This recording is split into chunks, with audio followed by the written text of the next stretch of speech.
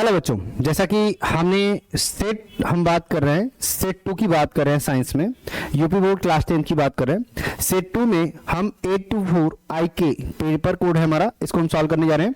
राजीव प्रकाशन से मैं सारे ही अनसॉल्व के क्वेश्चंस करवा रहा हूं और यहाँ पे इसका पहला पार्ट मैंने पहले बना दिया है, जिसका लिंक मैं कॉर्नर में रेफर कर दे रहा हूँ।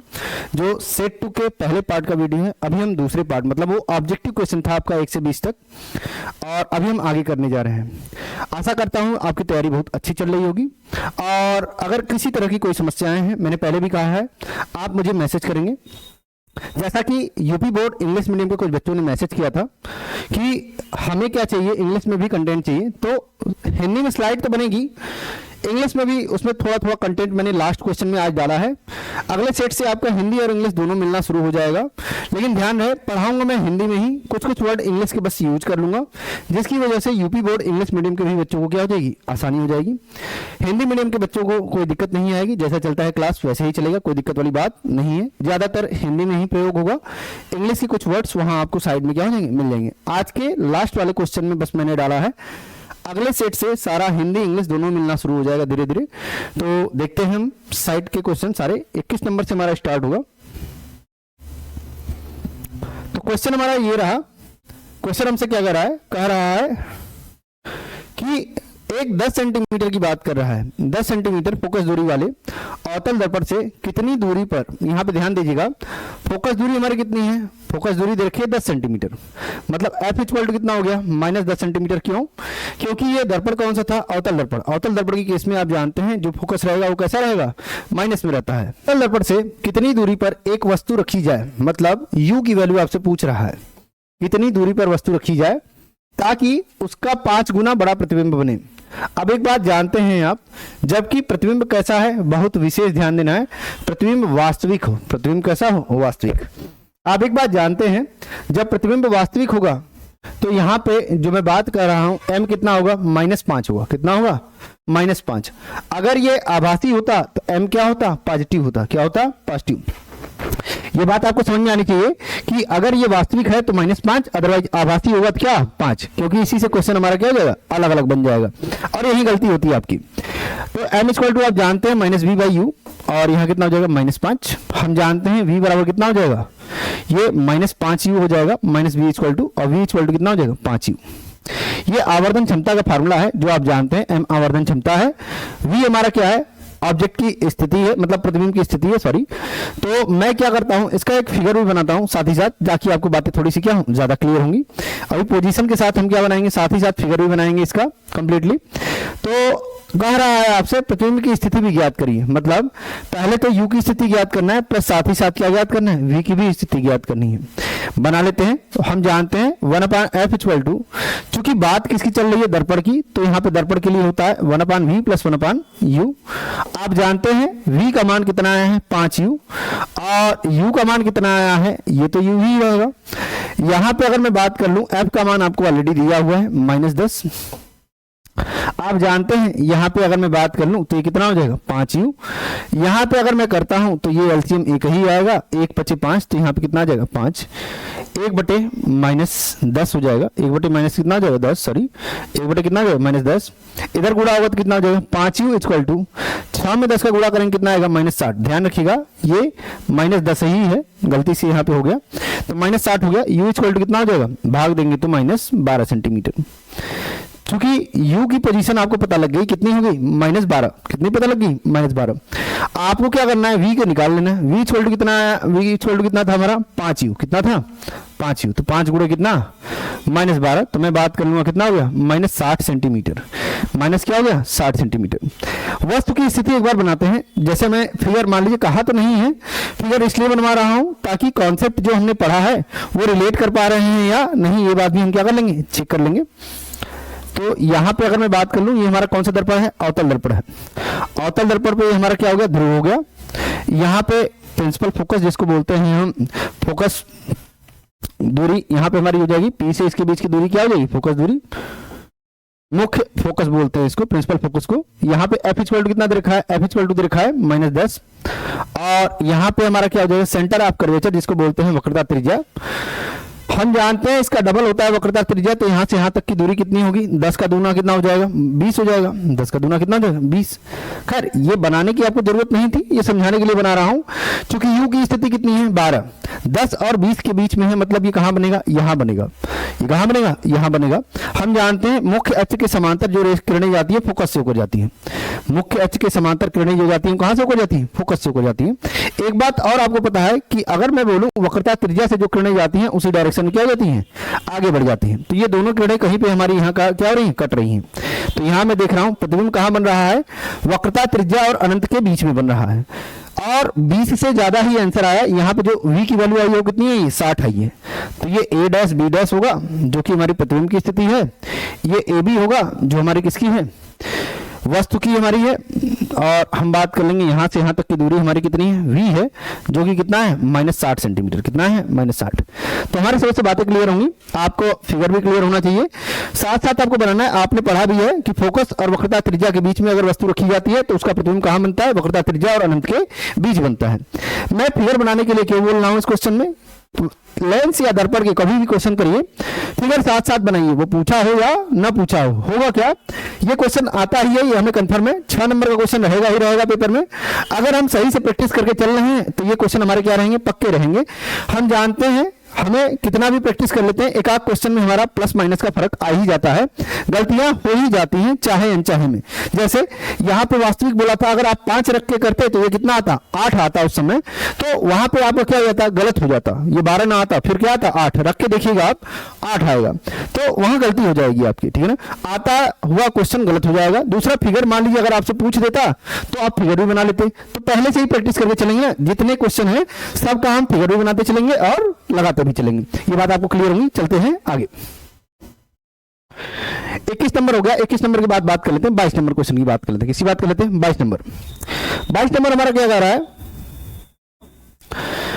है, उत्तल लेंस की बात कर रहा है। उत्तल लेंस की फोकस दूरी कितनी है, 50 सेंटीमीटर। देखिए उत्तल लेंस में हम बात कर लें, जो फोकस दूरी होती है हमारी कैसी होती है, ये होती है निगेटिव ही होती है। कितनी होती है, निगेटिव। उस वस्तु के प्रतिबिंब की स्थिति बताइए जो 25 सेंटीमीटर दूर अक्ष के लंबवत हमारे क्या है, रखा गया है। लेंस से 25 सेंटीमीटर दूरी पर है अक्ष के लंबवत। तो अक्ष के लंबवत मतलब हम बात कर रहे हैं, जैसे उत्तल लेंस है हमारा, उत्तल लेंस में हम जानते हैं 2 फोकस होता है, एक तरफ होता है f1 और 2f1, और यहाँ होता है f2, और ये क्या होता है, 2f2 होता है। हमसे बोल रहा है फोकस दूरी 50 सेंटीमीटर पे है, तो ये दे रखा है कितना, 50 सेंटीमीटर पे दे रखा है। और वस्तु की हमें स्थिति बताना है जो 25 सेंटीमीटर दूरी पर हमारी क्या है, रखी गई है, मतलब यहाँ पे कहीं रखी गई है, 25 सेंटीमीटर दूरी पर अक्ष के लंबवत है। तो ये हमारा लेंस है, 25 सेंटीमीटर दूरी पर ये वस्तु हमारी क्या है, रखी गई है। यू की पोजीशन आपको दे रखा है कितना, 25 सेंटीमीटर, ठीक है ना। आप ध्यान रखिएगा इधर की तरफ बन रहा है तो हमारा ये क्या होगा, फोकस कैसा होगा, पॉजिटिव होगा, और यू हमारा कैसा होगा, नेगेटिव होगा। कैसा होगा, नेगेटिव, -25 सेंटीमीटर। हमसे कह रहा है प्रतिबिंब की कह रहा है तथा प्रतिबिंब का आवर्धन भी याद करिए। हमसे पूछ रहा है उस वस्तु के प्रतिबिंब की स्थिति, मतलब v पूछ रहा है आपसे, और क्या पूछ रहा है, आवर्धन पूछ रहा है। 2 चीजें आपसे क्या कर रहा है, पूछ रहा है, ठीक है ना। तो चलिए निकालते हैं एक बार करके।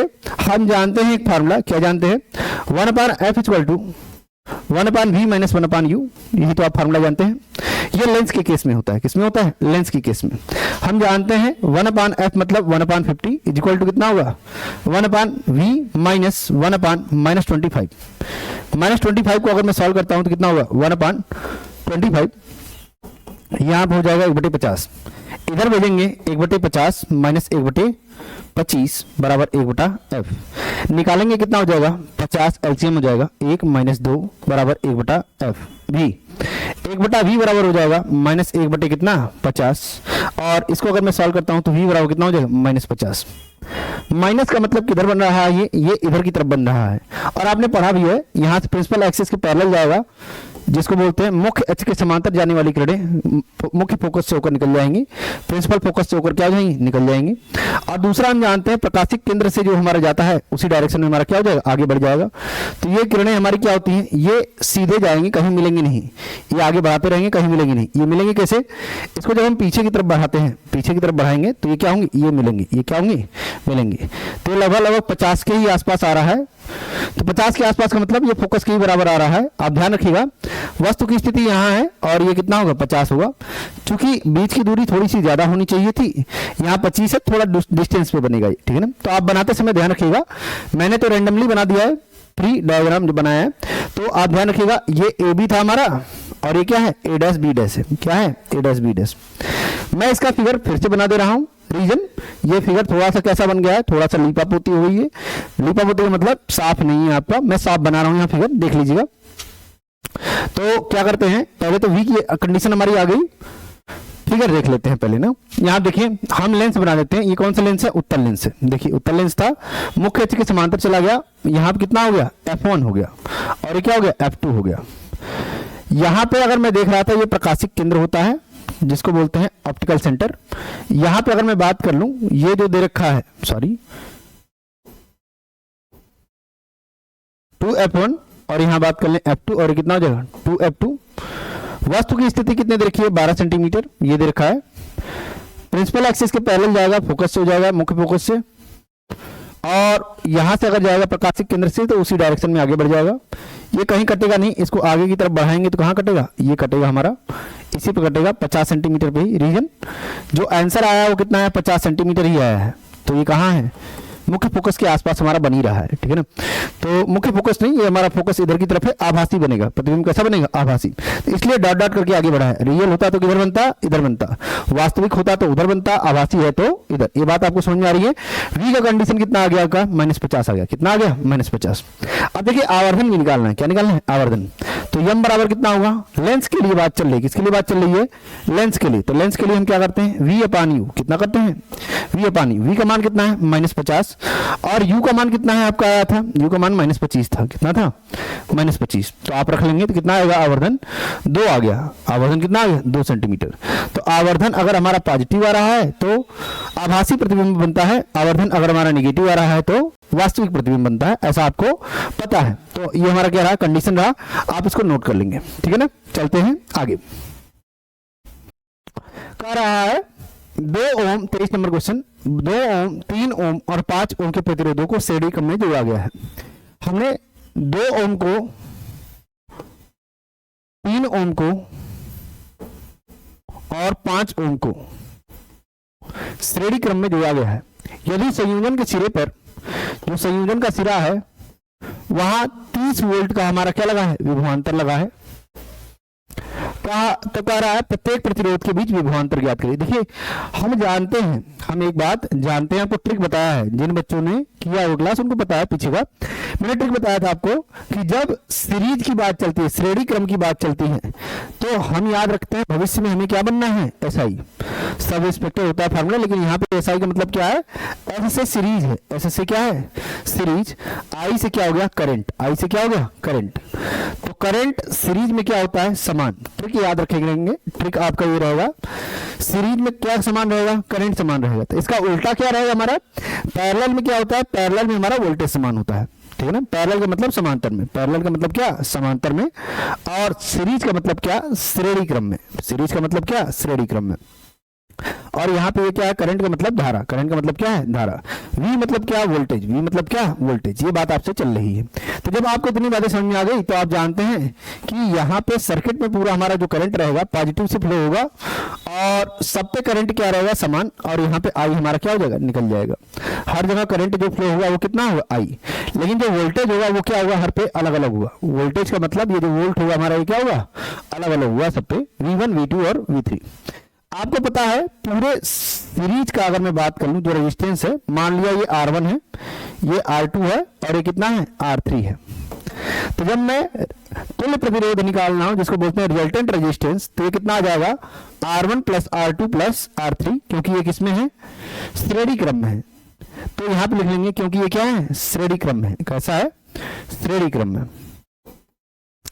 तो यहाँ पे अगर बात कर लेंगे तो कितना हो जाएगा, 2 प्लस 3 प्लस और इधर कितना हो जाएगा 5, 3 2 5, 5 कितना हो जाएगा 10 ओम हो जाएगा। कितना हो जाएगा 10 ओम। ये तुल्य प्रतिरोध कितना आ गया, 10 ओम आ गया। तुल्य प्रतिरोध कितना आ गया, 10 ओम। अब एक बात जानते हैं आप, जनरली अगर मैं बात कर लूं V1 इक्वल टू कितना हो जाएगा IR1। कितना हो जाएगा IR1। तो I तो आपको पता है, I आपको नहीं पता है। I आपको पता है क्या, I आपको नहीं पता है। पहली बात आप देखिए, तुल्य प्रतिरोध पहले निकालेंगे, तुल्य धारा जो हमारी I है वो भी निकाल लेंगे। टोटल हमें पता लग गया सर्किट में कितना है रेजिस्टेंस, तीनों का हमारा 10 ओम हो रहा है, और टोटल वोल्टेज पता है कितना है 30 वोल्ट है। तो V इक्वल टू आप जानते हैं कितना IR, पूरे सर्किट के लिए बात कर रहे हैं।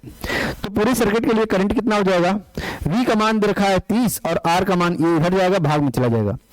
R इधर गुणे में इधर आएगा, क्या हो जाएगा भाग में। तो V अपान R, V का मान ये हो गया, R का मान कितना है 10। कितना है 10, तो कितना आ गया 3 एम्पियर। कितना आ गया 3 एम्पियर। I का मान 3 एम्पियर आ गया, मतलब धारा का मान कितना आ गया 3 एम्पियर। जब धारा का मान 3 एम्पियर आ गया तो अब आप निकाल लीजिए V1 इक्वल टू कितना हो जाएगा 3 गुणे 2, यहाँ पे R1 का मान कितना है 2, तो कितना आ जाएगा 6 वोल्ट। कितना आ जाएगा 6 वोल्ट। V2 इक्वल टू कितना हो जाएगा IR2। तो IR2 का मतलब I का मान तो 3 ही है, R2 का मान कितना है 3, तो 3 गुणे 3, 3 गुणे 3 का मतलब कितना 9 वोल्ट। इसी तरीके V3 का मान निकालेंगे तो कितना हो जाएगा IR3। कितना हो जाएगा IR3। I का मान आपको पता है 3 एम्पियर और R3 का मान पता है कितना 5। कितना 5, तो आ जाएगा 15 वोल्ट। कितना आ जाएगा 15 वोल्ट। अगर आप जोड़ेंगे भी, आप चेक भी कर सकते हैं अपने आंसर को, 6 9 15 15 15 30, तो 30 वोल्ट हमारा क्या हो रहा है आ रहा है। टोटल वोल्टेज हमारे क्या हो रहे हैं समान हो रहे हैं। फिर से समझ लीजिए एक बार, हमसे कह रहा है प्रतिरोधों को श्रेणी क्रम में जोड़ा गया है, श्रेणी क्रम में हमने जोड़ दिया। कह रहा है दोनों संयोजन को 30 वोल्ट के विभवांतर से जोड़ा गया है, जोड़ दिया हमने। प्रत्येक प्रतिरोध के बीच हमें क्या याद करना है, विभवांतर याद करना है। मुझे एक बात पता है कि SI की वजह से, S मतलब श्रेणी क्रम, I का मतलब धारा। तो श्रेणी क्रम में क्या समान होता है, धारा समान होती है, मतलब I हर में क्या होगा समान। जब I हर में समान होगा तो विभवांतर हमारा क्या होगा, V हमारा क्या होगा अलग अलग होगा। तो प्रतिरोध के सिरों के बीच विभवांतर याद करना है। ये A पॉइंट मान लेंगे, ये B पॉइंट और ये C पॉइंट, ऐसा कुछ मान लेंगे। तो V1 हो गया, V2 हो गया और क्या हो गया V3। R1 पे V1, R2 पे V2 और R3 पे V3। श्रेणी क्रम में है तो तुल्य प्रतिरोध कितना हो जाएगा, R बराबर R1 plus R2 plus R3, निकालेंगे R आ जाएगा। पूरे सर्किट का मुझे जब R पता लग गया और पूरे सर्किट का वोल्टेज पता लग गया तो पूरे सर्किट में मैं क्या निकालूंगा, धारा का मान निकालूंगा। धारा का मान मैं क्या करूंगा, निकाल लूंगा। धारा का मान जब आ गया तो V1 इक्वल टू कर लेंगे IR1, V2 equal to IR2 और V3 इक्वल टू क्या IR3। इस तरीके से हमारा क्या हो जाएगा क्वेश्चन हो जाएगा। देख लीजिए एक बार, ये आपके ट्रिक आपको याद होनी चाहिए, बार बार मैं कह रहा हूं, इसमें बड़ा कंफ्यूजन होता है। अगर प्रैक्टिस कम होगी तो जिन बच्चों ने कर रखा है उनका अच्छा होगा, जिन्होंने प्रैक्टिस नहीं किया होगा भूल गया होगा। आगे चलते हैं, 23 नंबर के बाद बात कर लेते हैं 24 नंबर क्वेश्चन। किसी बात कर लेते हैं 24 नंबर क्वेश्चन। हमसे 24 नंबर क्वेश्चन में क्या कर रहा है, घरेलू विद्युत परिपथ के बारे में बात कर रहा है। घरेलू विद्युत परिपथ में प्रयुक्त निम्न तारों की कार्यप्रणाली आवरण के रंग लिखिए। ये सेट फर्स्ट में भी हमारा क्वेश्चन ही आया था, अगर आपको पता हो तो सेट फर्स्ट में भी मैंने क्वेश्चन करवाया था, सेट 2 में भी ये क्वेश्चन आ गया आपका।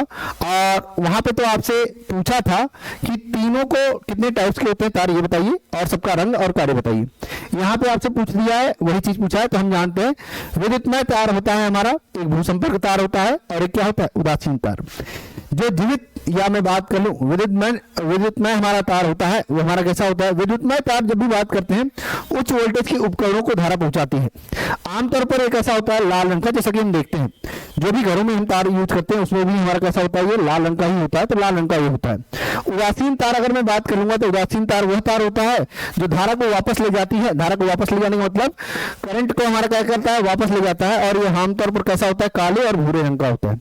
जनरली ये लाल और काले का कॉम्बिनेशन हमारा चलता है और कभी कभी भूरे रंग का भी हमें दिख जाता है। भूसंपर्क तार वो होता है, इसमें आमतौर पर कोई धारा नहीं होती है, जिसको ग्राउंड तार भी बोलते हैं, ठीक है ना। तो इसको क्या बोलते हैं, ग्राउंड वायर बोलते हैं। सॉरी, कोई तार नहीं बोलेंगे, ग्राउंड वायर बोलेंगे। भूसंपर्की तार या ग्राउंड वायर, धारा इसमें कोई नहीं होती है, करंट नहीं फ्लो होता है। इसका उपयोग बिजली के झटके से बचने के लिए किया जाता है और दोषपूर्ण धारा को पृथ्वी पर प्रवाहित होने का मार्ग हमें क्या करता है, प्रवाहित करता है। देखो एक बात समझो, आज की एक छोटी सी स्टोरी है इसके पीछे। जब यहाँ पे भूसंपर्क तार की हम बात कर रहे थे, तो पहले तो ऐसा था नहीं। शुरुआत में क्या था, जैसे चर्च वगैरह पे हमारा क्या लगा होता है, जीसस क्राइस्ट का ऐसे सिंबल लगा होता था और ये काफी ऊंचाई पे होता था, ठीक है ना। जब बिजली वगैरह चमकती थी तो सबसे पहले क्या गिरता था, सबसे पहले जीसस क्राइस्ट का ही हमें क्या होता था, ये सिंबल गिर जाता था। इसको बचाने के लिए ही हमने क्या किया, शुरुआत में जो बात की उसमें यही किया गया, लाइटनिंग के लिए ग्राउंड हमने क्या कर दिया, वो बना दिया, ग्राउंडिंग जो पिलर हमारा होता है लाइटनिंग को कम करने के लिए। तो क्या होता था, करंट आता था और क्या धरातल तक चला जाता था। वहां से ये कॉन्सेप्ट आया आपका ये भूसंपर्की तार का, कि अगर मैं बात करूं जब धारा हमारी नहीं है, इसमें कोई धारा नहीं होती, लेकिन हमारा क्या करता है, झटकों से बचाने के लिए होता है। झटकों से किस लिए होता है, बचाने के लिए। तुमने देखा होगा लैपटॉप में, या मैं बात कर लूं फ्रिज में, ऊपर में तीसरा वाला पिन होता है, वो भी हमारा कैसा होता है, ग्राउंड वायर के लिए ही हम लगाते हैं। उसको काट भी दे तभी हमारा क्या होता है, चलता है। तो बात वही है हमारी, समझाया वही जा रहा है। ये मेन हमारा क्या होता है, हाई वोल्टेज के लिए यूज करते हैं। उदासीन तार हमारा क्या करता है, धारा को वापस जाने के लिए, और ये किसके, झटकों को बचाने के लिए किया जाता है, ठीक है ना। छोटी सी कहानी भी बता दिया थोड़ा सा समझने के लिए टॉपिक, अदरवाइज तो समझ में आ ही रहा है, इसमें लिखना है पेपर में बस। अब कह रहा है अगला, अथवा में इसी में क्वेश्चन था हमारा, इनके बाएं हाथ का नियम और दाएं हाथ के अंगुष्ठ नियम को क्या कीजिए, स्पष्ट कीजिए। हमसे दो बातें बोली गई हैं, एक तो फ्लेमिंग के बाएं हाथ का नियम बोल रहा है और अंगुष्ठ नियम को, दोनों को ही क्या करना है, स्पष्ट करना है। किन भौतिक राशियों की दिशा ज्ञात करने में प्रयुक्त होता है, ये भी बताना है आपको। देखिए सबसे पहले हम बात कर लेते हैं फ्लेमिंग के बाएं हाथ का नियम। ये बाएं हाथ का नियम है हमारा, जहां पे अंगूठा बात में तो किसको शो कर रहा है, ये बल को, किसको शो कर रहा है, बल को। तर्जनी हमारा विद्युत क्षेत्र को, और ये मध्यमा किसको, धारा को। इंग्लिश वाले ध्यान रखेंगे, ये हमारा कैसा है, थंब जो होता है ये किसको सॉल्व करता है, फोर्स को करता है। ये हमारा किसको, फील्ड को करता है, मैग्नेटिक फील्ड जिसको बोल सकते हैं। और यहां बात कर लेंगे क्या है, करंट है, क्या है, करंट है। तो ये हमारा क्या करता है, शो करता है। तो ये बात आप ध्यान रखेंगे, ये करंट को शो करेगा, और किसको, आप इसको मैग्नेटिक फील्ड होता है, father mother child, father mother child, English में ऐसे याद कर लेंगे। और हिंदी में आपका बल, क्षेत्र और धारा, ये हमारा है ही। फादर मदर चाइल्ड एक ट्रिक होता है, फादर का मतलब फोर्स, मदर का मतलब मैग्नेटिक फील्ड, करंट का मतलब धारा। तो अगर मैं बात कर लूं, ये इन भौतिक राशियों की दिशा जानने के लिए हम क्या करते हैं, मेनली प्रयोग करते हैं कि चुंबकीय क्षेत्र की दिशा, धारा की दिशा और चुंबकीय जोर बल की दिशा, मतलब जो बल होता है उसकी दिशा, और चालक की गति की दिशा हमारी कैसी होगी, इसके बारे में हम क्या करते हैं, पता करते हैं। इस नियम के मुताबिक अंगूठा, तर्जनी और मध्यमा एक दूसरे से हमारा किस पे होती है, ये जो हमारा बायां हाथ होता है ये हमेशा एक दूसरे पे किस पे होता है, 90 डिग्री पर होता है। किस पे होता है, 90 डिग्री पर। हमने एक प्लेन बनाया, ये 90 डिग्री पर है। ये एक्स एक्सिस हमने मान लिया, वाई एक्सिस मान लिया, और क्या मान लिया, जेड एक्सिस। एक्स और वाई के बीच भी हमारा क्या होगा, 90 डिग्री। वाई और जेड के बीच भी 90 डिग्री। एक्स और जेड के बीच भी हमारा क्या होगा, 90 डिग्री। तो ऐसा हमारा सिंबल होगा। और ये हमारे क्या होते हैं, क्योंकि यहाँ पे जब हाथ से जब बनाते हैं तो हमारा हाथ तो बन जाता है, लेकिन एग्जैक्ट पोजीशन हर डायरेक्शन में बनता है, ऐसा थोड़ा मुश्किल होता है, ठीक है ना। तो ध्यान रहे, ये हमेशा एक दूसरे पर किस पे होते हैं, 90 डिग्री पे होते हैं। आपको बता देना है कि तर्जनी हमारा चुंबकीय क्षेत्र, मध्यमा हमारा धारा और बल को प्रदर्शित करता है।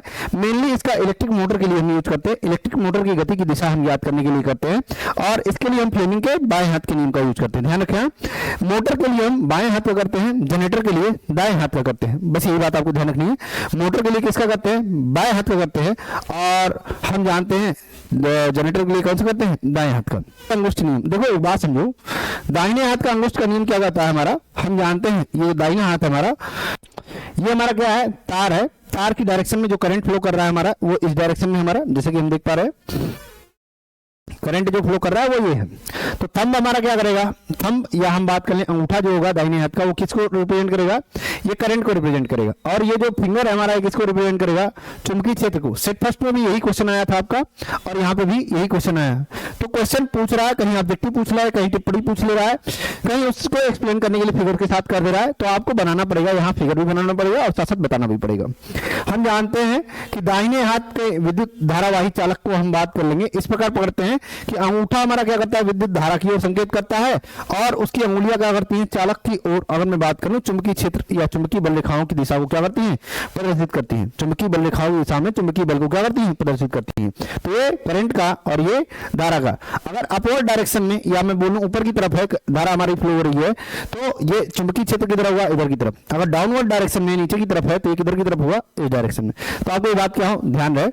तो ये क्लियर है। मान लो यहीं पे अगर तुमसे पूछ देता कि ये डायरेक्शन चल रहा है, ये डायरेक्शन का मतलब जैसे ये हमारा फ्लो हो रहा है तो हमारा अंगुलियां किधर की तरफ जा रही है, इधर की तरफ। जब इधर की तरफ जा रही है, ध्यान से देखना, इधर की तरफ जा रही है तो कौन सा है, ये क्लॉकवाइज है कि एंटी क्लॉकवाइज है, इसको बोलेंगे एंटी क्लॉकवाइज। क्या बोलते हैं, एंटी क्लॉकवाइज। घड़ी कैसे घूमती है, घड़ी ऐसे घूमती है, कैसे घूमती है, ऐसे।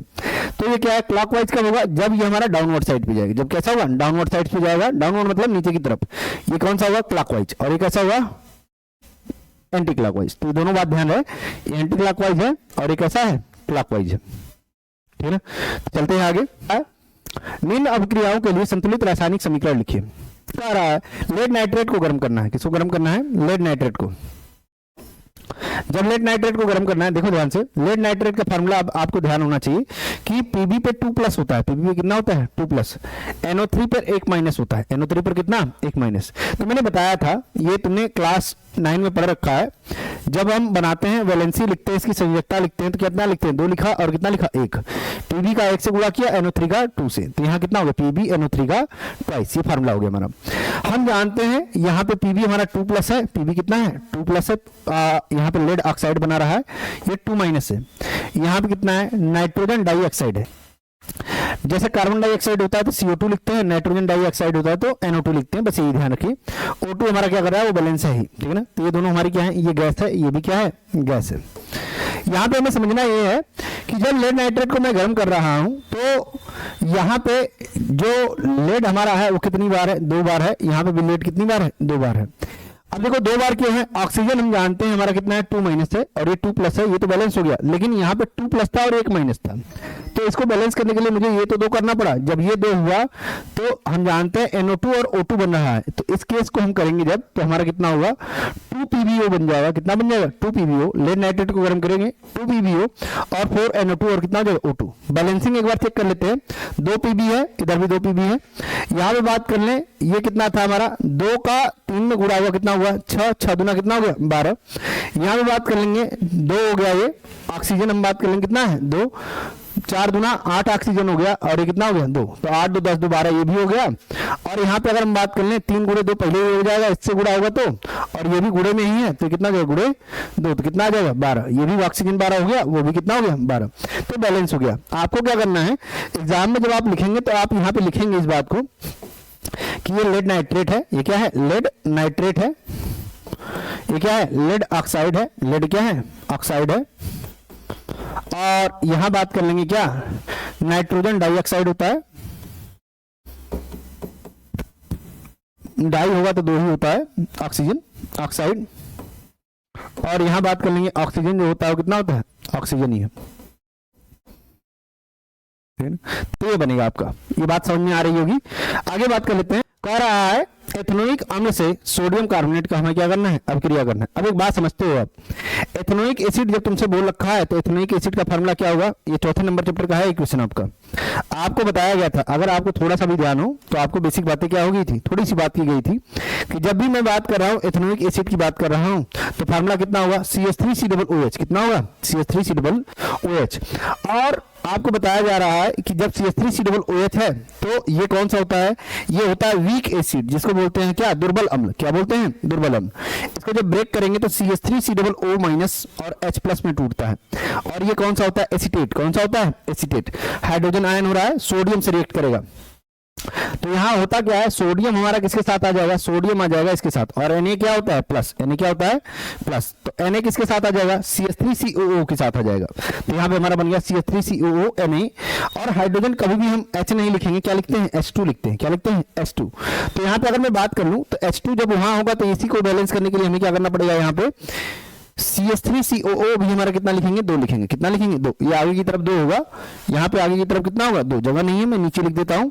CH3COO हमारा कितना होगा, H होगा यहाँ पे, ठीक है ना। और ये 2Na से रिएक्ट करेगा तो कितना होगा, 2CH3COONA और कितना हो जाएगा, H2 हो जाएगा। कितना हो जाएगा, H2। तो आपको बातें समझ में आ रही है, प्लस माइनस से जुड़ेगा तो यही हो जाता है CH3COONA। और इसी को बोलते हैं क्या, सोडियम एसीटेट बोलते हैं। क्या बोलते हैं, सोडियम एसीटेट। तो लिख देता हूँ इसका सबका नाम। ये क्या है, एथेनोइक एसिड है, एथेनोइक एसिड जिसको बोलते हैं अम्ल। ये किससे रिएक्शन कर रहा है, सोडियम के साथ रिएक्शन कर रहा है और ये बना क्या रहा है, सोडियम एसीटेट बना रहा है। क्या बना रहा है, सोडियम एसीटेट। और हम बात कर लें और क्या बना रहा है, ये बना रहा है हाइड्रोजन गैस। क्या बना रहा है, हाइड्रोजन गैस, मतलब हाइड्रोजन को क्या कर रहा है, निकाल रहा है। आपने पहले पढ़ा भी है कि जब मैं एसिड को रिएक्ट कराता हूं किसी भी मेटल के साथ, तो वो उसके साथ क्या हो जाता है, हमारा क्या बना लेगा, लवण बना लेगा। लवण बनाने के बाद एक ऐसा होगा, हमारा हाइड्रोजन गैस निकालता है। ठीक है, किसी भी मेटल के साथ रिएक्शन कराते हैं तो हमेशा क्या बनता है, लवण बनता है और क्या बनता है, हाइड्रोजन गैस निकलती है। ठीक है ना, तो ये आपने पढ़ा है पहले का, ठीक है ना, पहले चैप्टर में ही था ये। ठीक है ना, उसी तरीके हमारा ये भी है। इसके अलावा हम बात कर लें अगला, इसमें हमारा क्या है, तीसरा नंबर। इसका तीसरा नंबर भी है क्वेश्चन, कह रहा है कि जब मैं जिंक की सिल्वर नाइट्रेट से अपक्रिया करा रहा हूं, जिंक हमारा क्या है, ये मेटल है, ये क्या है, मेटल, जिसको बोलते हैं धातु। तो ये मेटल है हमारा, जिसको बोलते हैं धातु।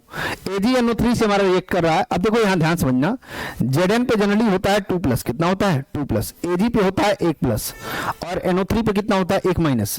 तो 1+, 1- से बैलेंस करेगा, AgNO3 ही बनाएगा। यहां पे अगर मैं बात कर लूंगा, Zn कितना था 2+, तो यहाँ NO3 कितना है 1-।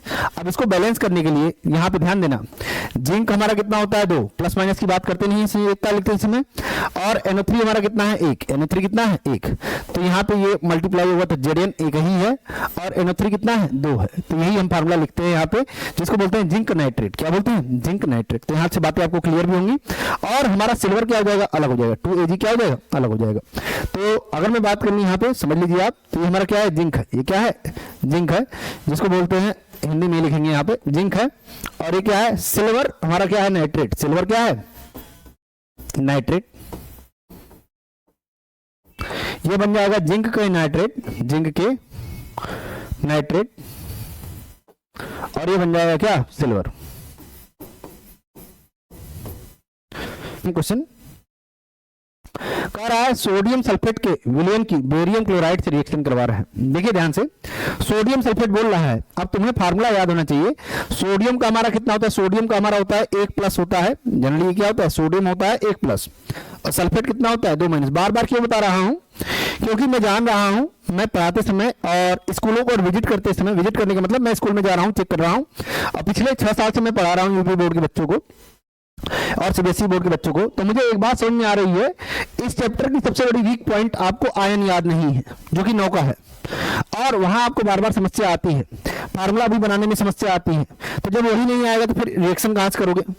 इसलिए हर क्वेश्चन में बता रहा हूं, बहुत ध्यान से समझना, और ना आए तो एक बार बता भी देना, फिर से मैं प्रयास करूंगा कि हाँ और अच्छा बताता हूं तुमको। ठीक है ना, तो Na 1+ हो गया, सल्फेट 2- हो गया, बेरियम हमारा कितना हो गया 2+, कितना हो गया 2+, Cl कितना हो जाएगा 1-, ये हो गया हमारा। अब हम जानते हैं एक बात कि Ba 2+ है, Ba कितना है, देखो यहाँ पे समझ लेते हैं, सल्फेट हमारा कितना होता है, सल्फेट 2 होता है, 2- होता है, तो यहाँ पे प्लस- नहीं लिखते हैं। Na का कितना हो जाएगा 2 और SO4 का कितना हो जाएगा 1, तो यहाँ पे हमने यही लिखा है, देखो Na2SO4। यहाँ पे अगर बेरियम क्लोराइड की बात कर लें तो बेरियम का कितना है 2 और Cl का कितना है 1, तो Ba हमारा कितना होगा ये, और Cl2 हो गया, कितना हो गया Cl2। यहाँ पे अगर बेरियम सल्फेट की बात कर लेंगे तो देखो यही होगा, बेरियम 2+ था, तो 2+, 2- से मिला तो कितना होगा BaSO4।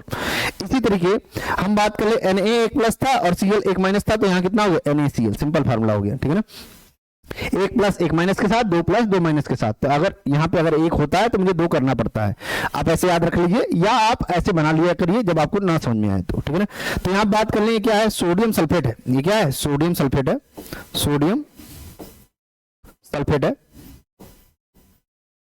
और यहाँ क्या है, बेरियम क्लोराइड है, क्या है, बेरियम क्लोराइड।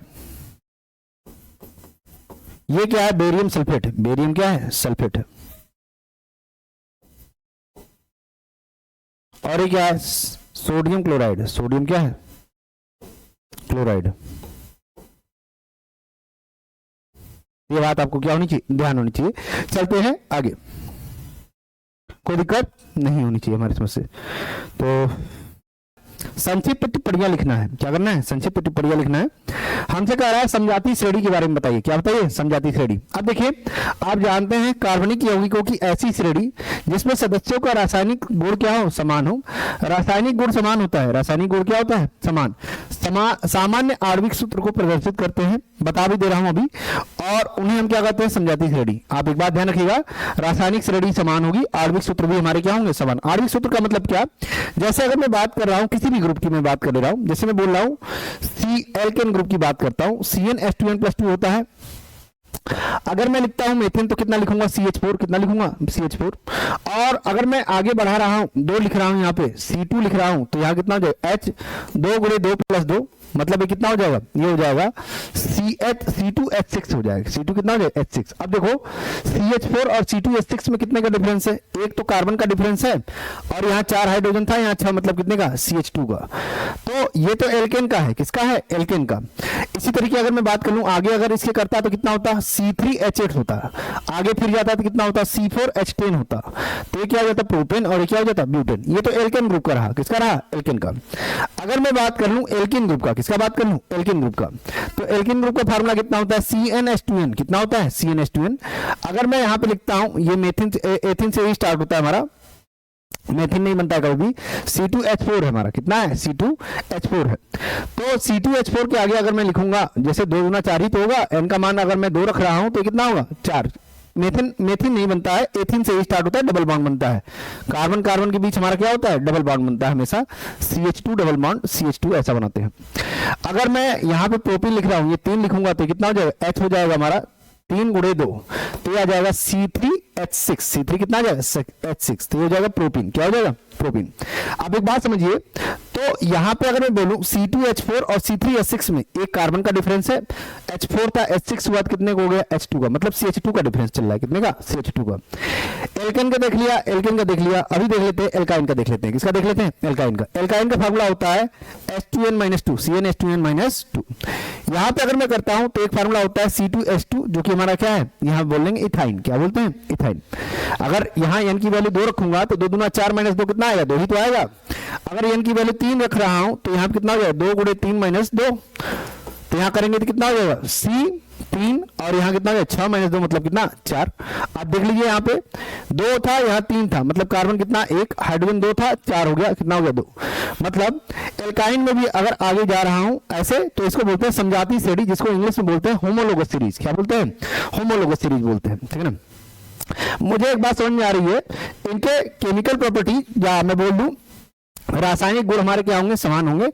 आणविक सूत्र हमारे क्या होंगे, मॉलिक्यूलर फार्मूला हमारा जो होता है वो क्या होता है, समान होता है, और इसी को बोलते हैं होमोलोगस सीरीज या समजाती श्रेणी बोलते हैं। CH2 ग्रुप का हमारा क्या आता है, बार बार अंतर आता है।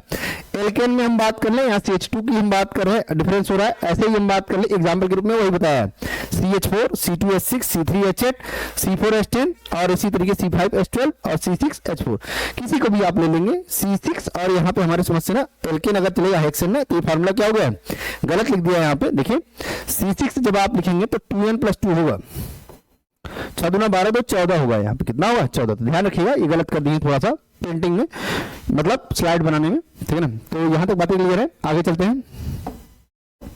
समझाती श्रेणी आपको समझ में आ गया होगा, आगे बात कर लेते हैं कार्बन की सर्वतोमुखी प्रकृति। विशेष ध्यान रखिएगा, टिप्पणी का क्वेश्चन है, 4 नंबर का क्वेश्चन है, 2-2 नंबर तुमको क्या होगा, यहां मिलेगा। हम जानते हैं जनरली अनुमान के अनुसार अगर मैं बात कर लूं, कार्बन के लगभग 3 मिलियन यौगिक वर्तमान में क्या हो जाते हैं, पाए जाते हैं। 3 मिलियन का मतलब समझ रहे हो, 1 मिलियन में 10 लाख, 1 मिलियन में कितना, 10 लाख, तो 3 मिलियन में कितना, 3 मिलियन में 30 लाख, 30 लाख यौगिक हमारे लेवल हो पाए जा रहे हैं।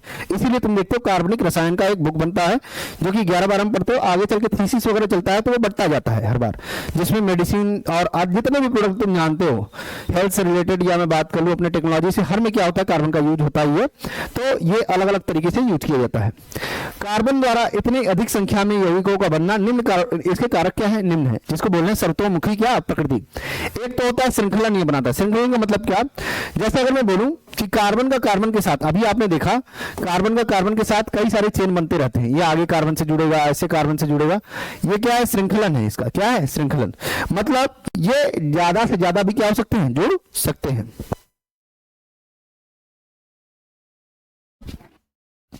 तो ये हमारा क्या हो गया, श्रृंखलन हो गया। पहले हमें समझ में आ गया कि ये क्या बना रहे हैं, श्रृंखलन बना रहे हैं। नेक्स्ट हम बात कर लेंगे जिसके द्वारा कार्बन परमाणु हमारा क्या होता है, परस्पर जुड़कर परमाणु को विभिन्न लंबी श्रृंखला में हमारे क्या कर लेते हैं, बना लेते हैं, ठीक है ना।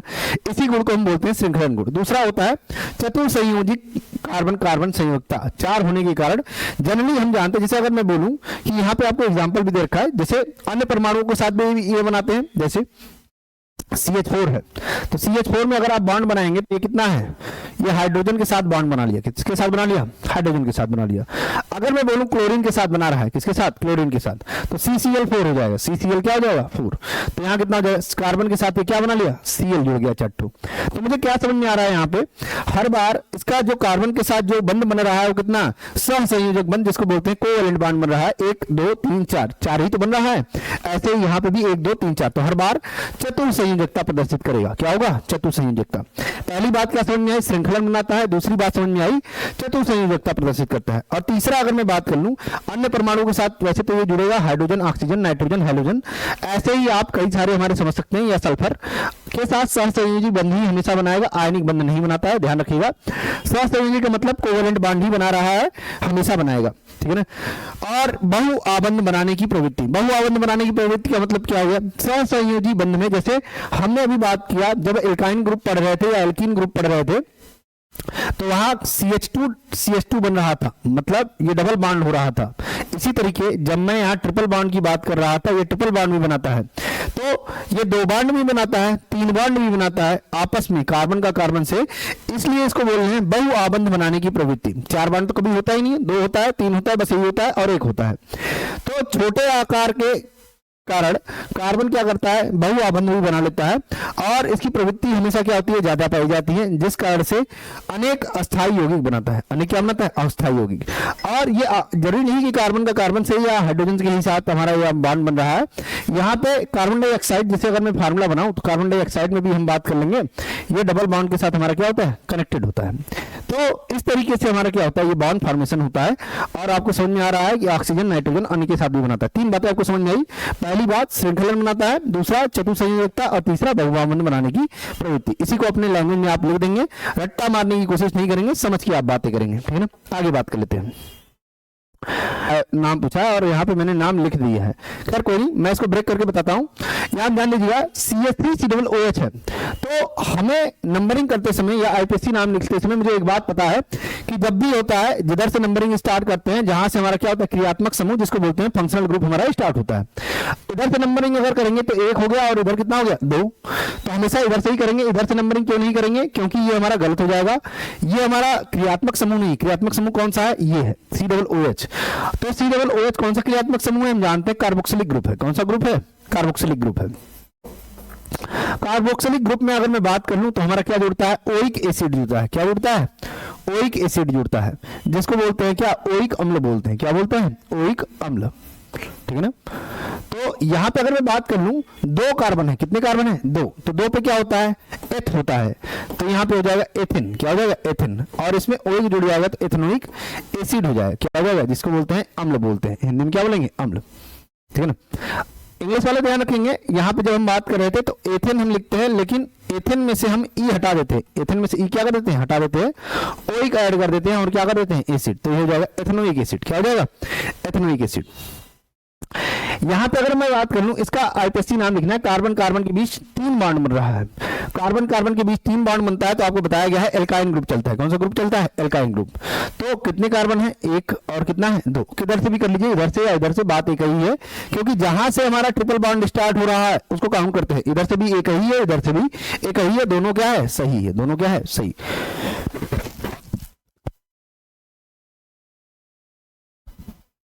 तो कार्बन कार्बन कितना है, ये हो गया एथिन,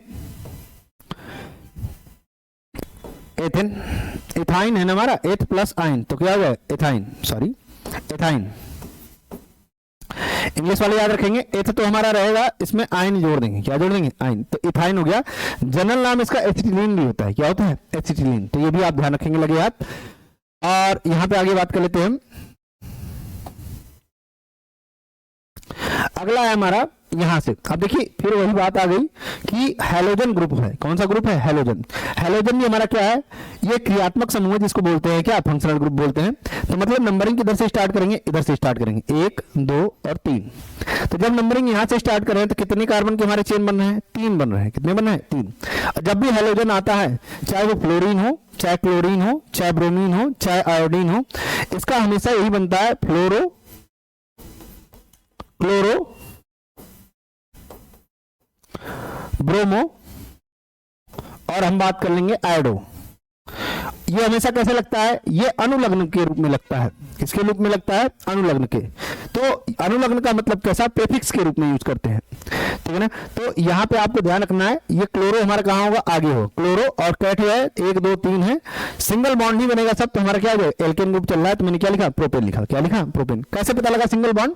अब देखो एक बात ध्यान रखो कि जब भी CH3 से स्टार्ट होगा, CH3 एंडिंग है हमारा, और या तो इधर रहे या तो इधर रहे।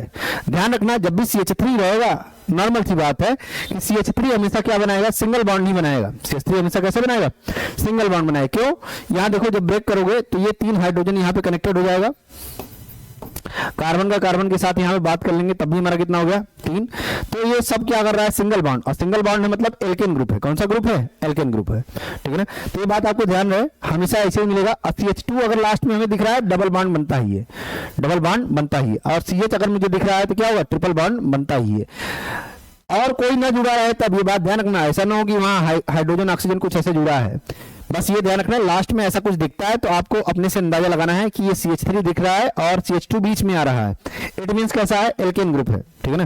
तो यहाँ पे कितना हो जाएगा? प्रोपेन हो जाएगा, 1 2 3 प्रोपेन, और ये 1 क्लोरोप्रोपेन हो गया। क्या हो गया? 1 क्लोरोप्रोपेन। आगे बात कर लेते हैं। 27 नंबर आपको समझ में आ गया। अब कह रहा है 28 नंबर क्वेश्चन। हमसे 2 बातों के बारे में बोला है बताने के लिए स्पष्ट। एक तो उष्माक्षेपी बोला है और क्या बोला है? उष्माशोषी। नाम से ही क्लियर है कि यहां पे हम बात कर रहे हैं, उष्माक्षेपी की बात कर रहे हैं और उष्माशोषी। उष्माक्षेपी का मतलब उष्मा को उत्पन्न करना। इंग्लिश में इसको बोलते हैं हम एक्सोथर्मिक और एंडोथर्मिक। एक्सोथर्मिक और क्या बोलते हैं? एंडोथर्मिक।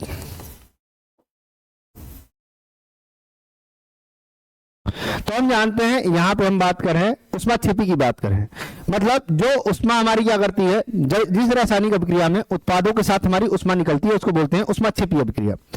और जिसमें हमारा क्या होता है? उष्मा का अवशोषण होता है, उसको बोलते हैं उष्मा क्या? शोषी अभिक्रिया। जनरल रिएक्शन भी आप याद रखेंगे इसके साथ। जैसे मेथेन का हम ऑक्सीजन से रिएक्शन करवा रहे हैं, ये 2O2 लिखा है, ध्यान रखिएगा, O2 नीचे रहेगा और यहाँ CH4 लिखा है, 4 नीचे रहेगा।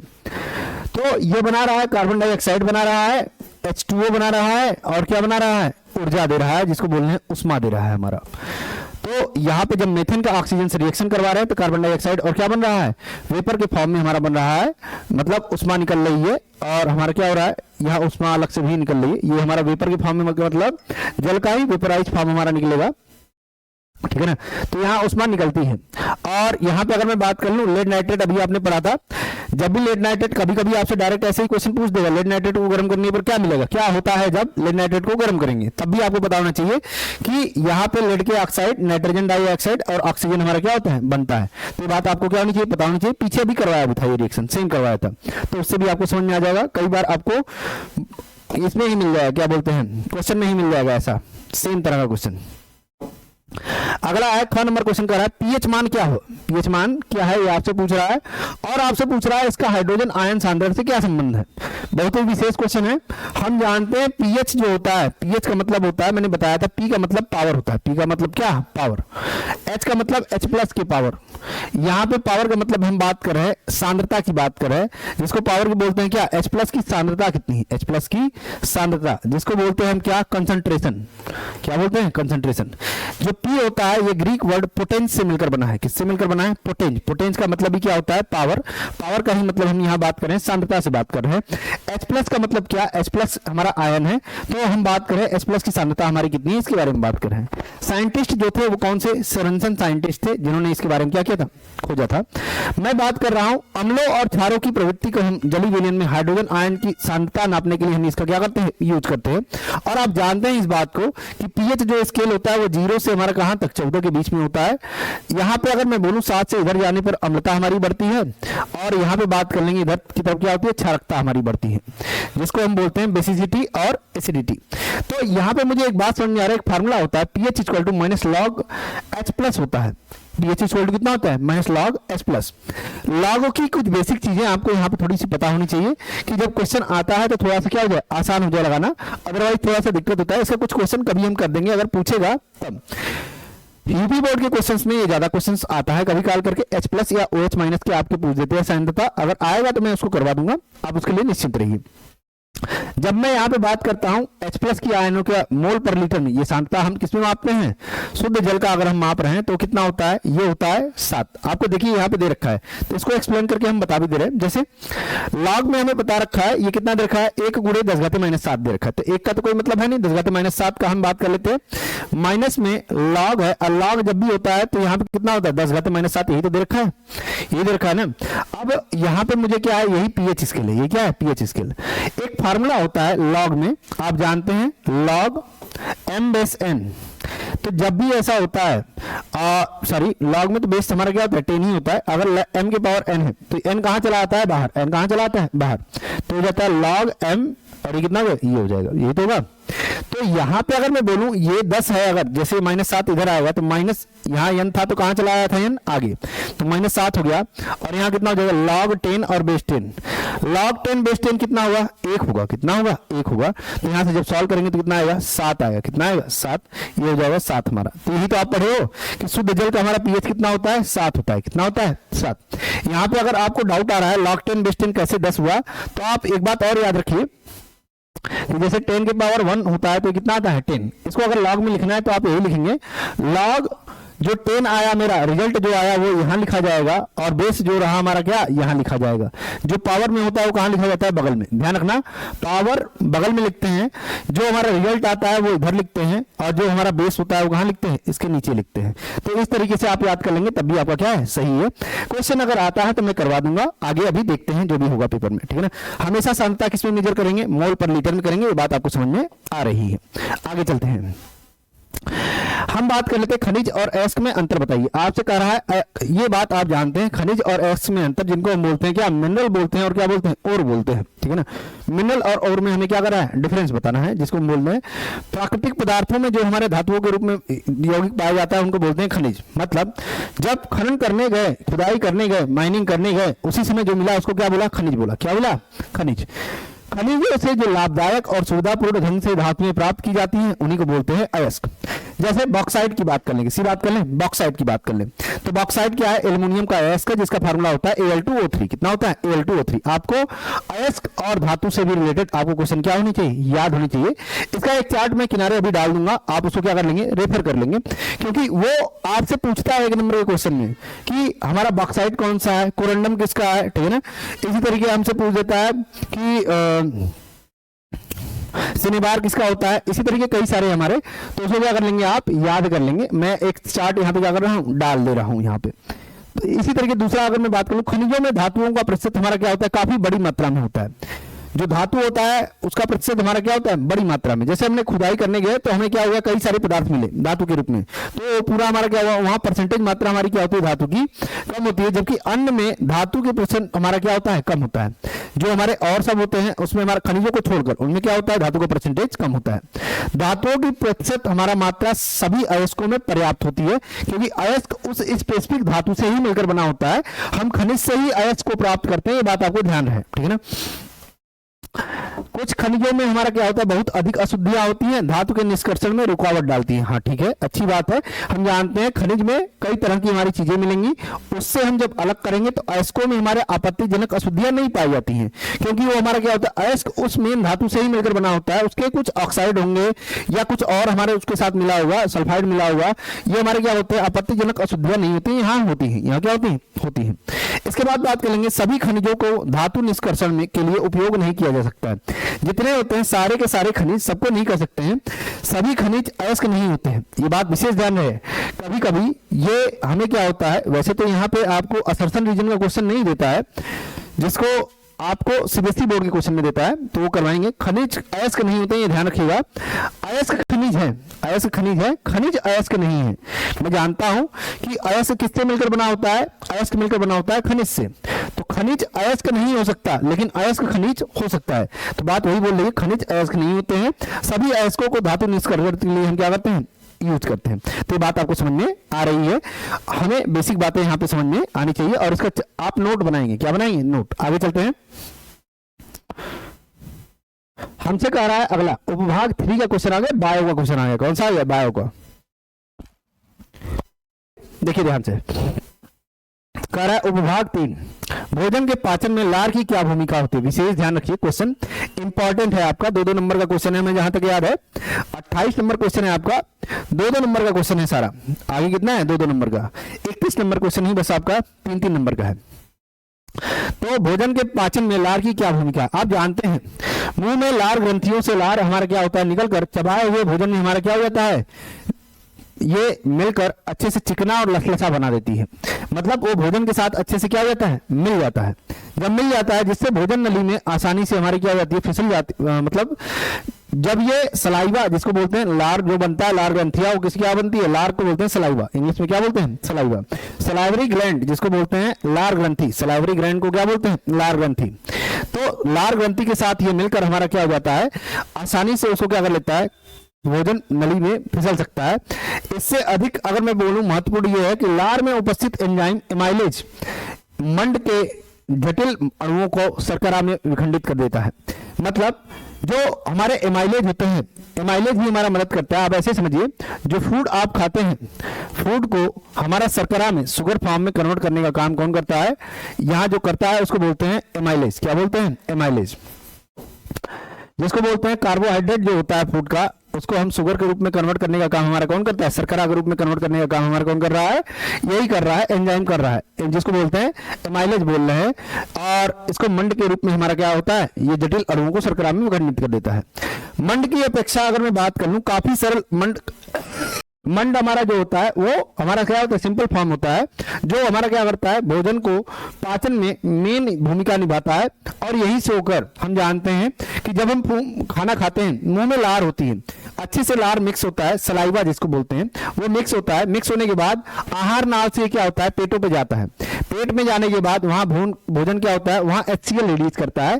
तो ये जो हमारा शर्करा या शुगर के फॉर्म में जो कन्वर्ट हुआ, यही हमारा क्या करेगा, ग्लूकोज जिसको बोलते हैं, ग्लूकोज के फॉर्म में हमारा जो कन्वर्ट हुआ, उसको क्या करेंगे हम, ये हमारा क्या करता है, उसका ब्रेक डाउन करता है। ब्रेक डाउन करने का मतलब उसको तोड़ता है कार्बोहाइड्रेट में, फैट में, और इसी तरीके हम बात कर लेंगे प्रोटीन में। तो जो भी होता है उसका हमारा अलग अलग, फिर उसके बाद बाइल जूस, और उसके बाद हमारा बात कर लेंगे स्मॉल इंटेस्टाइन, फिर लार्ज इंटेस्टाइन, छोटा ऊतक, छोटी आंत और बड़ी आंत, छोटी आंत और क्या, बड़ी आंत से होकर यहाँ रेक्टम से होकर ये बाहर निकल जाता है। ठीक है ना। तो इस तरीके से हमारा ये होता है, आप बात ध्यान रखेंगे। ठीक है ना। तो हिंदी नाम यहाँ पे ध्यान आ नहीं रहा है, तो ठीक है, कोई दिक्कत नहीं। परत हमारे लिए महत्वपूर्ण क्यों है, ओजोन परत के बारे में बोल रहा है, महत्वपूर्ण क्यों। अब देखिए, हम जानते हैं सूर्य से उत्सर्जित विकिरणें हमारी क्या होती हैं, पैराबैंगनी किरणें हमारी क्या करती हैं, छोड़ती हैं। जब एक्स किरणें मनुष्य के और अन्य जीव जंतुओं के साथ साथ पौधों के लिए क्या होती है, हानिकारक। जिससे हमें क्या होती है, अगर ओजोन परत ना हो, सूर्य की किरणें डायरेक्ट आए, तो हमें कई तरह की स्किन से रिलेटेड बीमारी हो जाएगी। और सूर्य का टेम्परेचर इतना ज्यादा रहेगा कि वो क्या कर देगा, आपको ज्यादा ही, बहुत ज्यादा नुकसान दे देगा। मतलब अलग अलग तरह के रोग और पौधों को भी अलग अलग परेशानियां शुरू हो जाएंगी, जिस कारण से पृथ्वी पर हमारा क्या होता है, उसको पहुंचने से रोकता है। ओजोन लेयर क्या करता है, रोकता है, जिसको बोलते हैं ओजोन परत भी बोलते हैं। क्या बोलते हैं, ओजोन परत। आगे चलते हैं। तो 2 नंबर का है, तो 2 ही नंबर के हिसाब से बताएंगे। पता लगा पूरी कहानी लिखने लगे इसमें और टाइम बीत गया, तो ये बात ध्यान रहे, मेन चीजें लिखकर आपको आगे चलना है। स्वपरागण और परपरागण की बात करें, देखो पीछे क्वेश्चन सेट फर्स्ट में जब करवाया था, या ऑब्जेक्टिव का क्वेश्चन करवा रहा हूं, तो आपको ये बता रहा हूं सारी चीजें, और वही चीज आपको फिर मिल रही है। स्वपरागण और परपरागण की आपसे बात हुई थी, ठीक है ना, तो पीछे बात हो चुकी थी इसकी, लेकिन हम क्या कर रहे हैं, यहाँ पे अंतर लिखना है, तो हम अलग से बात कर रहे हैं। स्वपरागण जो होता है, एक ही पौधे के नर और मादा पुष्पों के बीच हमारा होता है। मैं सेक्सुअल और एसेक्सुअल जो बोलता हूं, मैं पीछे अभी करवा रहा था, तो मैंने मुकुलन विधि आपको करवाया था, विखंडन विधि, खंडन विधि और कायिक प्रवर्धन विधि, ये चारों विधियों के बारे में मैंने डिटेल बताया था। तो कई बच्चे उसको स्किप कर दिए होंगे, लेकिन ध्यान रखना, वो देखो फिर से मिलता है, बार बार क्वेश्चन वो क्या होता है, आगे चल के वही मिलता है। तो एक बार नोट कर लो, अगली बार भले स्किप कर दिया करो, तो यहाँ बात कर लें स्वपरागण की, अगर मैं बात कर रहा हूँ, एक ही पौधे के नर और मादा पुष्पों के बीच होता है कि एक ही पौधे में नर और मादा दोनों होते हैं। पर परागण में हम बात कर लेंगे, परागण एक ही जाति के दो पौधों के नर और मादा पुष्पों के बीच हमारा होता है, ठीक है ना। नर पुष्प और मादा पुष्पों के बीच हमारा ये होता है, लेकिन ये क्या होता है, एक ही जाति के हमारे होते हैं, ठीक है ना। ये हमारा अलग अलग होता है, ये एक ही में होता है। पौधों का द्विलिंगी होना आवश्यक है, यहाँ फिक्स होता है कि ये द्विलिंगी होंगे। पौधों का द्विलिंगी होना हमारा आवश्यक नहीं होता है, इसमें सहायक हमारे क्या करते हैं, मदद करते हैं दूसरे। परागण के लिए पौधों का आकर्षक, बड़ा सुंदर और मकर युक्त होना हमारा आवश्यक नहीं है, मतलब ये बहुत ज्यादा आकर्षक नहीं होते हैं।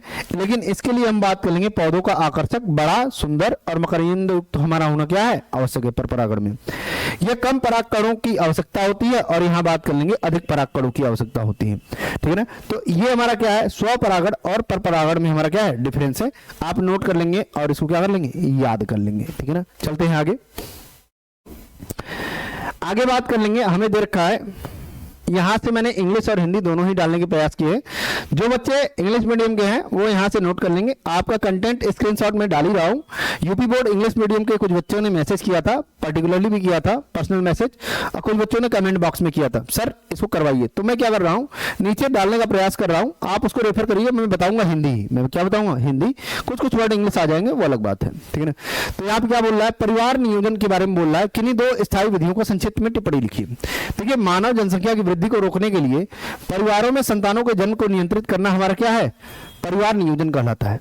परिवार नियोजन का मतलब क्या, जैसे हम बात कर लेंगे कि हम बोलते हैं दो बच्चे होने चाहिए, एक लड़का एक लड़की हो, कोई भी दो बच्चा हो, जरूरी नहीं कि एक लड़का एक लड़की हो, और माता पिता हो, मतलब सही। हम बात कर लेंगे हमारा जो परिवार लिमिट मात्रा नियंत्रित करना होता है, उसी बोल रहे हैं परिवार नियोजन बोल रहे हैं। यहाँ पे बंधायकरण परिवार नियोजन एक स्थायी विधि है, जिसमें हम क्या करते हैं, बंधायकरण में दो तरह की प्रोसेस हम यूज करते हैं। दो स्थायी विधियों के बारे में बात कर रहा है। इसको बोलते हैं एक वैसेक्टोमी बोलते हैं, जिसको बोलते हैं नसबंदी, हिंदी में क्या बोलते हैं, नसबंदी। ये हमारा क्या होता है, सर्जल प्रक्रिया होती है, जिसके जरिए मैं बात कर लूंगा, पुरुषों की शुक्रवाहक नलियों को नलिकाओं को क्या कर देते हैं, काट देते हैं। यहाँ पे जो सर्जिकल प्रक्रिया होती है ये हार्मफुल नहीं होती है, बात ध्यान रखिएगा, ये हार्मफुल नहीं होती है।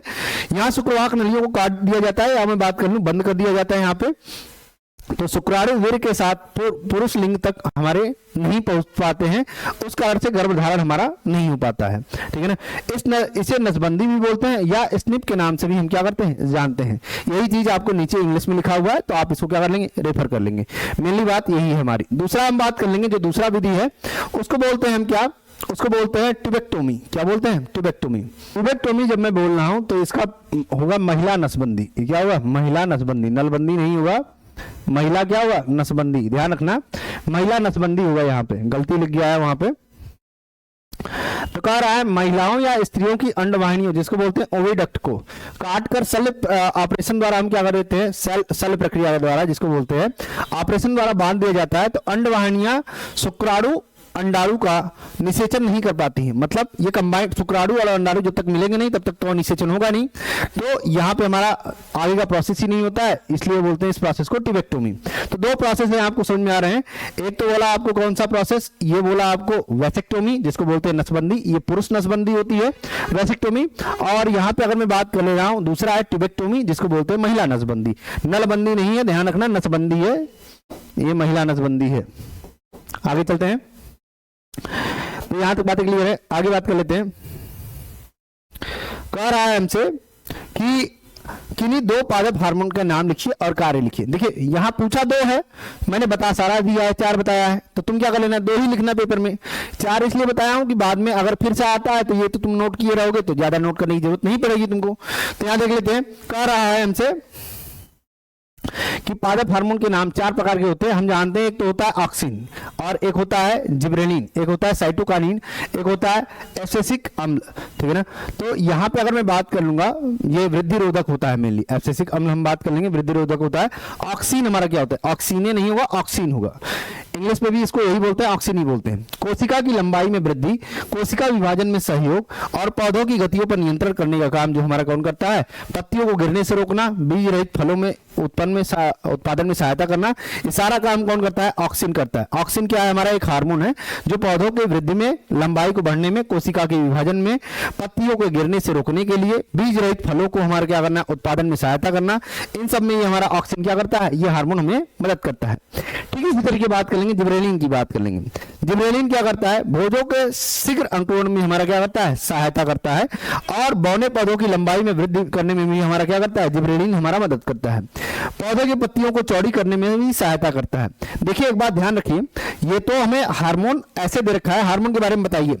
कभी कभी आपसे डायरेक्ट पूछ लेगा पौधों की पत्तियों को चौड़ा करने में हमारा कौन मदद करता है, कौन सा हार्मोन, तो आपको पता होना चाहिए कि जिब्रेलिन होता है। तो वहां आप क्या करेंगे? दोनों तरीके से आप तैयार करके चलेंगे सही तरीके से, ठीक है ना। तीसरा होता है साइटोकाइनिन, प्रोटीन के संश्लेषण में सहायक होता है, कोशिकाओं एवं तने की लंबाई में वृद्धि की हम बात कर रहे हैं, पार्श्वकलिकाओं में वृद्धि, और हम बात करते हैं, ये तो हमारा दे रखा है साइटोकाइनिन का। यहां से जो दे रखा है ना, इसको बोलते हैं एब्सिसिक अम्ल, इसको बोलते हैं एबीसी। ये यहां से कंबाइन कर दिया है, ये अलग होगा, चौथा हार्मोन है ये। जड़ों एवं पत्तियों की वृद्धि को रोकने में सहायक होता है, और अंकुरण के समय ये उत्प्रेरक का हमारा क्या करता है? उत्पन्न करता है। तो ये कौन काम करता है? एब्सिसिक करता है। कौन करता है? एब्सिसिक, ठीक है ना। तो यहाँ पे ये देखिए सारी चीजें किस में दे रखी हैं? ये इंग्लिश में दे रखी हैं। वो में रंध्रों की उपयोगिता की हमें बात कर रहा है, यहाँ ध्यान दीजिएगा, हमसे कह रहा है उपयोगिता की बात कर रहा है। ख नंबर क्वेश्चन, पौधों में रंध्रों की उपयोगिता। रंध्र का मतलब क्या? स्टोमाटा की बात कर रहे हैं, किसी बात कर रहे हैं? स्टोमाटा की बात कर रहे हैं। इनको रंध्र भी बोलते हैं, पर्णरंध्र रंध्र भी बोलते हैं, और क्या बोलते हैं? स्टोमाटा भी बोलते हैं। इनके कार्य क्या होते हैं? ये पर्यावरण के बीच गैसों का आदान प्रदान करते हैं। हमेशा गैस को आदान प्रदान का मतलब, जैसे ऑक्सीजन को निकालने का काम, कार्बन डाइऑक्साइड को लेने का काम, ये कौन करता है? ये स्टोमाटा, ये इसको बोलते हैं। ये पर्णरंध्र, यही हमारा क्या होता है? खुलता रहता है, और ये क्या होता रहता है? बंद होता रहता है। खुलेगा तो क्या करेगा? गैस को बाहर की तरफ निकालेगा, और हमारा क्या करेगा? ऐसे ही गैसियस एक्सचेंज का काम ये क्या करते हैं? मेनली करते हैं। रंध्रों के जरिए ही हम वातावरण से करते हैं। रंध्र कार्बन डाइऑक्साइड को अवशोषण होता है, और ऑक्सीजन का निकास होता है, अभी बताया आपको। पत्तियों में श्वसन का काम भी कौन करता है? यही करता है, रंध्र ही करता है। रंध्रों के जरिए पत्ती की सतह तो पानी का क्या होता है? वाष्पीकरण भी होता रहता है, ठीक है ना। रंध्र वाष्पोत्सर्जन की प्रक्रिया में हमारी क्या करते हैं? मदद करते हैं। आप पॉइंट डाल के ही लिखेंगे, ध्यान रखिएगा, पॉइंट डाल के लिखेंगे तो एग्जामिनर को भी समझ में आएगा। कथा लिखेंगे तो फिर उस समय क्या होगा? कथा लिखने का मतलब सब चीजें एक साथ अगर आप लिखेंगे थोड़ा सा पढ़ने में अच्छा नहीं लगता है, पॉइंट वाइज अच्छा रहता है। रंध्र जलवायु परिस्थितियों के हिसाब से अपने छिद्रों को क्या करते हैं? खोलते या बंद करते रहते हैं, ताकि नमी का संतुलन हमेशा कैसा रहे? बना रहे। रंध्र में 2 सेंट के आकार की हमारी कोशिकाएं होती हैं, जिनको हम बोलते हैं गार्ड सेल, या द्वार हम बोलते हैं क्या? द्वार कोशिकाएं, ठीक है ना। तो गार्ड सेल या रक्षक कोशिकाएं, या हम बात कर लेते हैं यहाँ पे द्वार सेल भी बोलते हैं। क्या बोलते हैं? द्वार सेल भी बोलते हैं। ये आपका फिगर है, फिगर आप बना लेंगे। और क्लोरोप्लास्ट के कारण पत्तियां कैसी होती हैं? हरे रंग की होती हैं। एपिडर्मल कोशिकाएं हमारी क्या होती हैं? इसके बाहर होती हैं। कहाँ होती हैं? बाहर होती हैं। तो गार्ड सेल, रक्षक कोशिकाएं भी आपको समझ में आ रहा है, जिसको द्वार कोशिकाएं भी बोल रहे हैं। और फिगर बना देंगे, आपको 2 नंबर क्या हो जाएगा? मिल जाएगा। ये क्वेश्चन हमारे समझ से 2 ही नंबर का आया था, कि ख नंबर तुमसे पूछ रहा था, कहाँ गया? 2 नंबर का है क्वेश्चन, पौधों में रंध्रों की उपयोगिता लिखिए, तो आप इतना कर देंगे 2 नंबर मिल जाएगा। 2 नंबर बहुत हो गया इतना, ठीक है ना। आगे बात कर लेंगे, इसी तरीके हमसे बोल रहा है। ये आपका इंग्लिश वर्जन है, इंग्लिश वर्जन आप क्या कर लेंगे? नोट कर लेंगे, जो बच्चे यूपी बोर्ड इंग्लिश मीडियम से, ठीक है ना। आगे चलते हैं। इसके बाद हम बात कर लेंगे मानव में वृक्काणु की रचना और कार्यविधि का वर्णन करिए। देखिए वृक्काणु का मतलब क्या? नेफ्रॉन की बात कर रहा है। नेफ्रॉन को हमारा मेन काम क्या होता है? नेफ्रॉन का अगर मैं बात कर लूं तो ये गुर्दे की संरचनात्मक हमारी क्या है? इकाई है। गुर्दे की हमारी क्या है? संरचनात्मक इकाई है, जिसको बोल रहे हैं नेफ्रॉन। ये कर्व टाइप का ही होता है, हमारा ऐसे निकला होता है। ये संग्राहक नलियां होती हैं, अपवाही हमारी क्या होती है? धमनिका होती हैं। ये ग्लोमेरुलस होता है, जो कर्व का सेक्शन होता है, इसको बोलते हैं पूरे जिसमें होता है ग्लोमेरुलस। इसको बोलते हैं बोमेन कैप्सूल बोलते हैं, जिसको बोलते हैं बोमेन संपुट। ये बात कर लेंगे। नेफ्रॉन एक लंबी हमारी क्या होती है? संरचना होती है। यही हमारा क्या है? नेफ्रॉन है। नेफ्रॉन को हम क्या बोलते हैं? वृक्काणु भी हम बोलते हैं। क्या बोलते हैं? वृक्काणु। तो ये हमारा क्या है? ये नेफ्रॉन की हमारी संरचना है पूरी। इसमें हम बात कर लेंगे, एक सिरा बंद होता है, एक सिरा हमारा क्या होता है? बंद होता है, और दूसरा सिरा कप जैसी संरचना से मुड़ा होता है। तो एक सिरा हमारा ये है, और एक सिरा हमारा क्या होता है? बंद होता है। क्या होता है? बंद होता है। ये बोल रहा है यहाँ पे। इसके कप जैसी संरचना को हम बोलते हैं बोमेन कैप्सूल और वृक्क कणिका कैप्सूल। तो यही बोल रहे थे, ये क्या है, बोमेन कैप्सूल है। ये क्या है, बोमेन कैप्सूल है, वृत्त कणिका कैप्सूल है। 6 भाग होते हैं, ग्लोमेरुलस अभी बताया आपको, उसी में बोमेन कैप्सूल। यहाँ पे होता है प्रॉक्सिमल कन्वोल्यूटेड ट्यूब, ये होता है लूप ऑफ हेनले, इसी को बोलते हैं हेनले लूप भी बोलते हैं, जिसको बोलते हैं हेनले चाप। यहाँ पे अधिरोही और अवरोही, तो बात एक ही कर रहा है।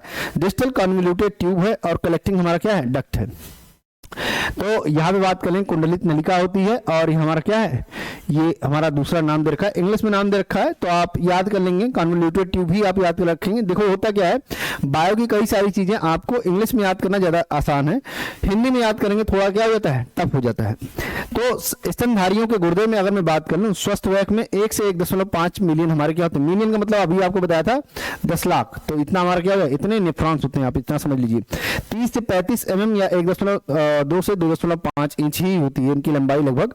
और यहाँ पे नेफ्रॉन की कार्यविधि में अगर हम बात कर लें, तो वृक्क धमनी से हमारा क्या होता है, बोमेन संपुट हमारी जो यहाँ बोलते हैं ग्लोमेरुलस, जिसको बोलते हैं कोशिका कक्ष में हमारा क्या होता है, आता है, और वहां रक्त को क्या करता है, छना जाता है। इस प्रक्रिया में ग्लूकोज, अमीनो अम्ल और पानी जैसे पदार्थ हमारे क्या हो जाते हैं, छन जाते हैं, और ये पदार्थ हेनले लूप और नलिकाकार भाग में सोख लिए जाते हैं। इस प्रक्रिया को बोलते हैं पुनरावशोषण। क्या बोलते हैं, पुनरावशोषण। बाकी के अपशिष्ट पदार्थ जैसे बात करें, यूरिया, पानी, मूत्राशय में हमारे क्या होते हैं, ये एक जगह एकत्रित हो जाते हैं, और संग्रहण नली जो हमारी कलेक्टिंग ट्यूब होती है, नेफ्रॉन की मुड़ी हुई नलिका के अंतिम भाग में हमारी क्या होती है, जो होती है, ठीक है ना, ये शेष तरल पदार्थ को इकट्ठा करती है और वृक्क मूत्रवाहिनियों में क्या करती है, भेजती है। मूत्रवाहिनियों से होकर मूत्र और मूत्राशय हमारा क्या हो जाता है, में जाता है, और वहां तक तब तक एकत्रित रहता है जब तक हम बात कर लें वह मूत्राशय से बाहर नहीं निकल जाता है। आप पॉइंट नोट कर लेंगे और पॉइंट वाइज ही इसको क्या करेंगे, लिखेंगे। जैसे ये पॉइंट वाइज लिखा गया है, आपको सारी बातें बताई गई हैं, ठीक इसी तरीके यहाँ पे आपको इसका कार्य बताया गया है, तो कार्य आप सही से लिखेंगे। और अगर मैं बात कर लूंगा कार्य के बाद, ये इंग्लिश का है सेक्शन, जिनको स्क्रीनशॉट लेना है वो स्क्रीनशॉट ले लें, ठीक है ना, ये हमारा है इंग्लिश वाले सेक्शन का, ठीक है ना। चलते हैं आगे। लक्षणों की वंशागति के नियम हमने बात करा है, मेंडल के प्रयोगों के महत्व की व्याख्या करिए। देखो हम जानते हैं, कुछ मेन बातें आप जानते हैं कि लक्षणों की वंशागति में मेंडल के प्रयोग इस प्रकार है हमारे। मेंडल ने शुद्ध और अशुद्ध पौधों के बीच अंतर किया जा सकता है इनके द्वारा, इनके नियमों के द्वारा। इन नियमों के आधार पर उच्च लक्षणों वाले संतानों को पाया जा सकता है, और इन नियमों का इस्तेमाल करके हम बात कर लेंगे आनुवंशिक रोगों की खोज और उनके निदान में भी किया जा सकता है, मदद हो सकती है। इन नियमों के प्रयोग से रोग प्रतिरोधी पौधे भी हमारा क्या किया जा सकता है, विकसित किया जा सकता है। और यहाँ बात कर लेंगे, मेंडल अपने प्रयोगों के जरिए आनुवंशिकता के रहस्य को उजागर किया था। यहाँ पे मेंडल के नियमों का पता चलता है, माता पिता अपने बच्चों को किस तरह विशेषताएं देते हैं उसके बारे में हम क्या कर देते हैं, बता सकते हैं। मेंडल के नियमों से ये पता चलता है कि लक्षणों को विरासत के लिए कुछ नियम हमारे वो फिक्स होते हैं हमारे। मेंडल ने 1865 में लक्षणों के प्रकट होने की संभावनाओं को नियमों के रूप में क्या किया था, वर्णित किया था। और इन प्रयोगों से पता चलता है कि जीव में पाए जाने वाले हर लक्षण के एक कारक क्या होते हैं, जिम्मेदार होते हैं। तो ये बातें आपकी क्या है, जिनको हम कहते हैं जीन, क्या बोलते हैं, जीन। तो ये बातें सारी किसने बताया, ये महत्व हो गए मेंडल के, हमारे क्या हो गए, प्रयोगों के महत्व हो गए। तो ये हमारा क्या रहा, सेट 2 का सारा क्वेश्चन रहा जो कि आज आपको कराया गया। हमारे समझ से आपकी तैयारी अच्छी चल रही होगी, आपने नोट्स बना के चलना है, और सारी बातें आपको क्या होंगी, सेट के सारे क्वेश्चन में लगाने का प्रयास करूंगा जितना भी मैं करवा सकता हूं आपको, क्योंकि 2023 तक तो हम करेंगे ही करेंगे आपके साथ पेपर। अगर समय बचता है तो 2022 का भी हम क्या कर लेंगे, लगे हाथ कर लेंगे पेपर। आप क्या करिएगा, एक चीजों को नोट्स बनाते चलिए लगातार, और आगे हमारी सारी चीजें क्या होंगी, अपलोड होती रहेंगी धीरे धीरे, ठीक है ना। तो आज के लिए इतना ही करते हैं, धन्यवाद।